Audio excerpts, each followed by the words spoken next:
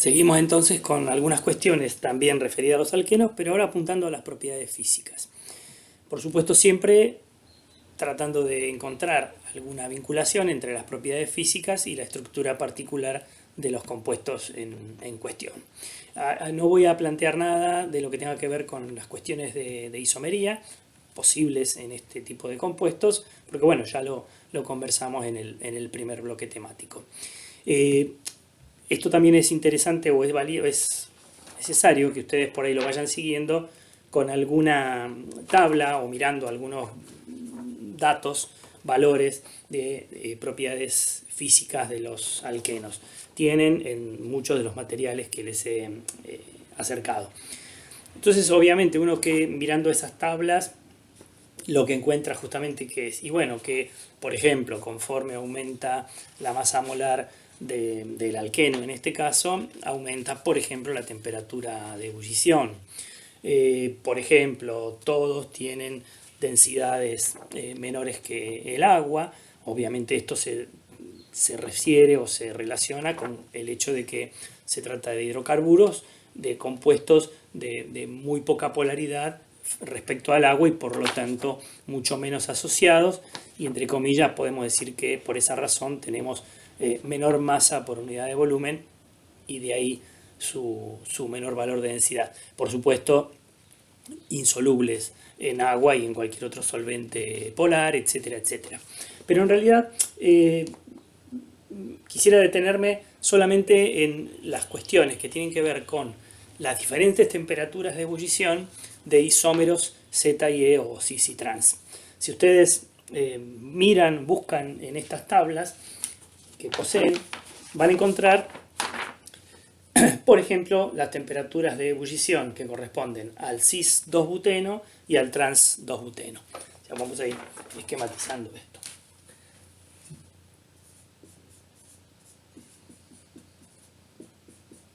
Acá tenemos, bueno, los dos isómeros geométricos del 2-buteno, el cis o Z en este caso, y trans o E 2-buteno. Si ustedes miran los datos de temperaturas de ebullición que aparecen en la mayoría de las tablas, van a encontrar que para el cis 2-buteno, por ejemplo, la temperatura de ebullición es de 4 grados Celsius y para el trans 1 grado Celsius.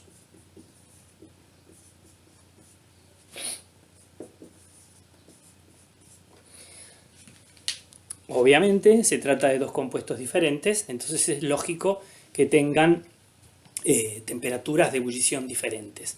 No es una diferencia enorme, pero está presente. Incluso si ustedes revisan la tabla y encuentran otro par de isómeros cis y trans, por ejemplo el cis 2-penteno y el trans 2-penteno, verán que el isómero cis tiene una temperatura de ebullición de 37 grados Celsius, mientras que el trans 2-penteno tiene una temperatura de ebullición de 36 grados Celsius. Obviamente no son iguales.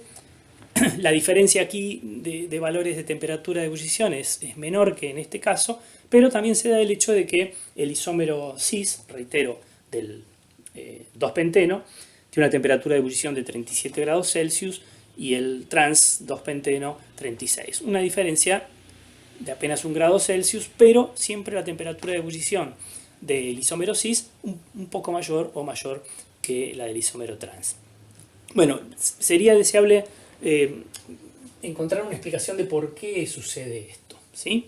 En principio, fíjense que el hecho de que dos compuestos isómeros tengan diferentes temperaturas de ebullición nos está hablando claramente de que uno de ellos posee moléculas que están más fuertemente asociadas que las otras.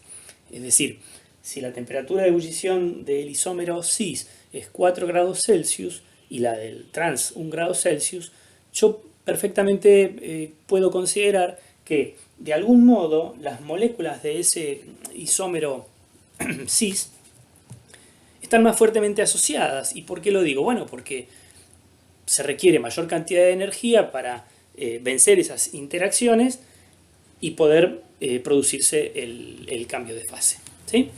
Hasta ahí estamos. Ahora, ¿dónde está el origen de esa mayor fuerza intermolecular en un caso y en otro?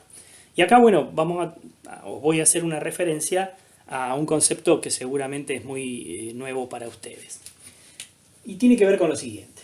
Hago aquí un paréntesis. Sucede que, por ejemplo, el átomo de carbono no posee siempre la misma electronegatividad, dependiendo esta de cuál es la hibridación que posee. Si nosotros hablamos de la electronegatividad de un elemento, etcétera, etcétera, como un valor fijo, pero en rigor ese valor de electronegatividad se ve modificado, depende en gran medida por el tema de la hibridación. Por ejemplo, fíjense lo siguiente, si nosotros tenemos un orbital híbrido de tipo sp3, voy a colocar un poquito más abajo,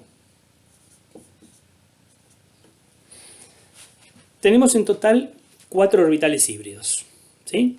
Que se forman justamente por la superposición de un orbital s y 3 orbitales p.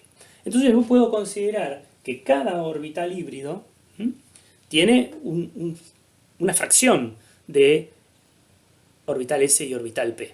Como son justamente 4 orbitales híbridos, donde 3 son de tipo p y 1 s, digo que esto tiene un cuarto.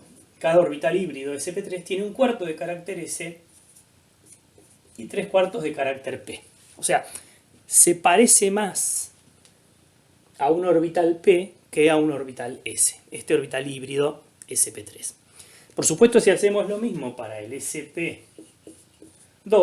yo digo, bueno, a ver, 3 orbitales híbridos se forman con la participación de un orbital s y 2 orbitales p. 3 orbitales híbridos, donde participa un orbital s, 2p. Entonces digo, bueno, un tercio de cada orbital híbrido tiene un cierto carácter s, 2 tercios carácter p. Fíjense que ya este orbital híbrido se parece menos a un orbital p que el híbrido sp3. Por supuesto, bueno, si bien no lo vimos, podría decir, bueno, ¿qué pasa con un híbrido sp? Con un átomo, por ejemplo, de carbono hibridizado sp. Bueno, 2 orbitales híbridos donde participa 1s y 1p. Entonces ahí tendría la mitad de carácter s, la mitad de carácter p para cada orbital híbrido. ¿A dónde voy con esto? Fíjense que en el extremo de esta lista tendría un orbital p puro y por acá un orbital s puro. Entonces la cuestión es la siguiente. Si nosotros imaginamos electrones ubicados, para un átomo cualquiera, ubicados en orbital de tipo s. Esos electrones están a cierta distancia del núcleo y están retenidos con cierta fuerza por ese núcleo. ¿Ah? Si ahora nosotros imaginamos esos electrones localizados en un orbital p, por supuesto del mismo nivel energético, tendríamos electrones que podemos imaginar se encuentran un poco más alejados del núcleo. Por lo tanto, la fuerza con que son retenidos esos electrones en orbitales de tipo p es menor que si estuvieran localizados o ubicados en orbitales de tipo s, por supuesto siempre del mismo nivel energético. ¿Sí? Ahora, ¿qué es lo que tenemos con el átomo de carbono? En el átomo de carbono tenemos electrones que no están ni en orbitales s, electrones de enlace, que no están en orbitales s ni en orbitales p, sino en alguno de estos tipos de orbitales híbridos. Obviamente, como les decía antes, el orbital sp se parece mucho más a un orbital s puro que el orbital sp3. Reitero, la mitad del carácter es s, aquí en el sp3 un cuarto solamente es s. Por lo tanto, ¿qué digo esto? En una hibridación sp, por ejemplo, los electrones de enlace están más próximos al núcleo que en una hibridación de tipo sp3. Por lo tanto, más fuertemente atraídos. Y justamente la electronegatividad tiene que ver con esa mayor capacidad de retener electrones. Entonces yo digo, perfecto, si las cantidades o las proporciones de carácter S y P no son las mismas, la localización de esos electrones no es idéntica en cualquiera de ellos y por lo tanto la electronegatividad es distinta. Y entonces, ¿qué tengo? Bueno, que a medida que el orbital tiene un mayor carácter S, voy a tener mayor electronegatividad. Es decir, para un orbital híbrido cualquiera, de tipo SPN, cuanto menor sea el valor de n en este caso sería 3, 2 o 1, mayor va a ser la electronegatividad. ¿Sí? Este es por ahí un concepto sí que nunca antes se había conversado, pues se consideraba, bueno, o se considera la electronegatividad como un valor único para cada clase de elemento, pero en rigor hay pequeñas diferencias de valores de electronegatividad según cuál sea la hibridación del átomo en cuestión. Bien, ¿por qué digo esto? Porque eso es una herramienta para poder comprender lo que veíamos o lo que planteábamos al principio, lo que veíamos en las tablas al principio respecto de las diferentes, por ejemplo, temperaturas de ebullición de estos isómeros del 2-buteno. Volvemos entonces sobre esto. Acá.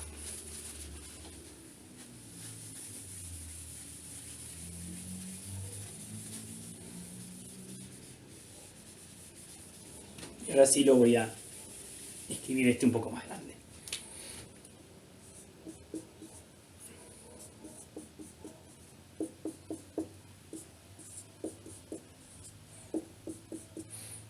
El isómero E con la temperatura de ebullición de 1 grado Celsius. ¿Qué es lo que tenemos entonces aquí? Fíjense. Por ejemplo, en el cis o en el trans 2-buteno, tenemos átomos de carbono, los que participan del doble enlace, que son de tipo sp2. Pero los átomos de carbono de los grupos metilos unidos a él son sp3. ¿Qué quiere decir esto?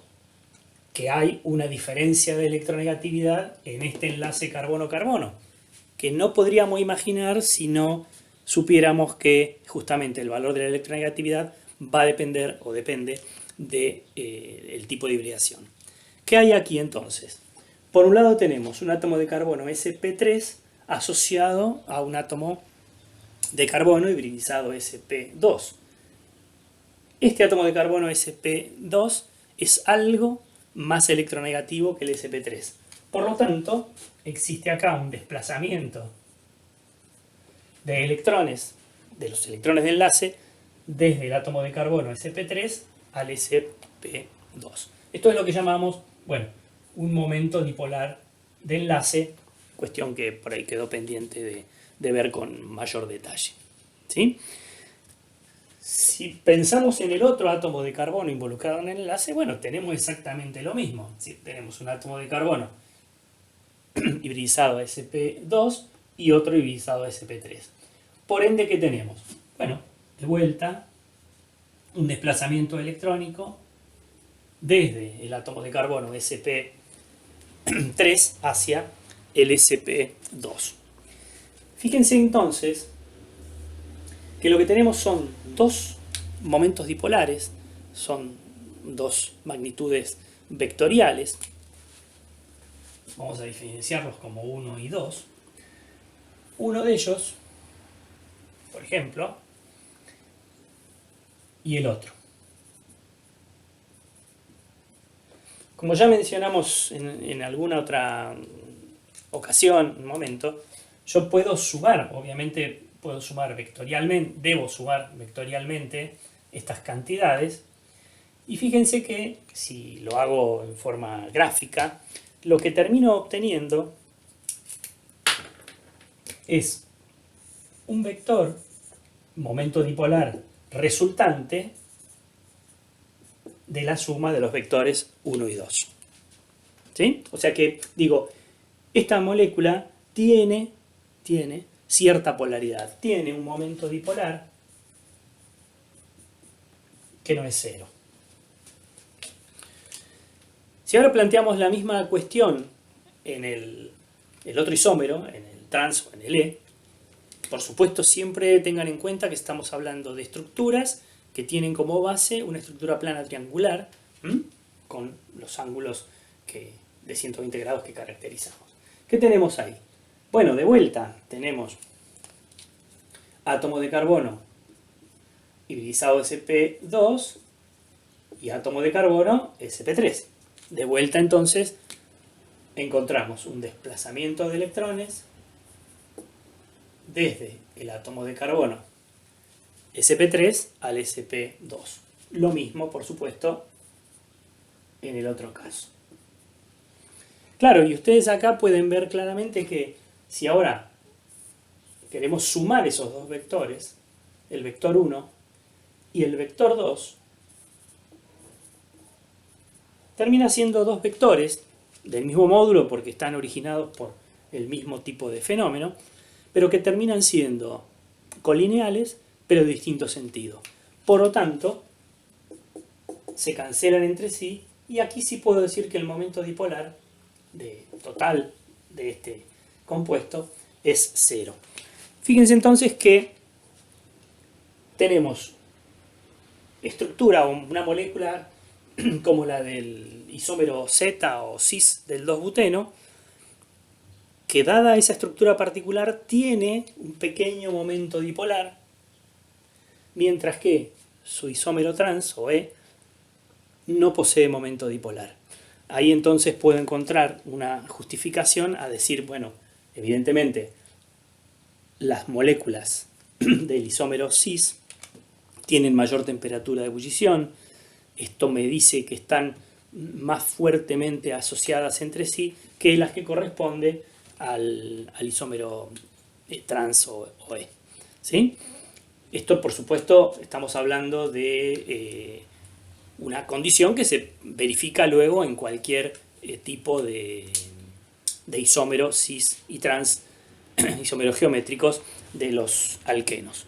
Bueno, espero que esto sirva entonces para mirar y comprender un poco mejor esta cuestión que les decía de relacionar las propiedades físicas con la estructura de los compuestos, y aquí particularmente hablando de los isómeros geométricos de los alquenos. Bueno, seguiremos con otras cuestiones.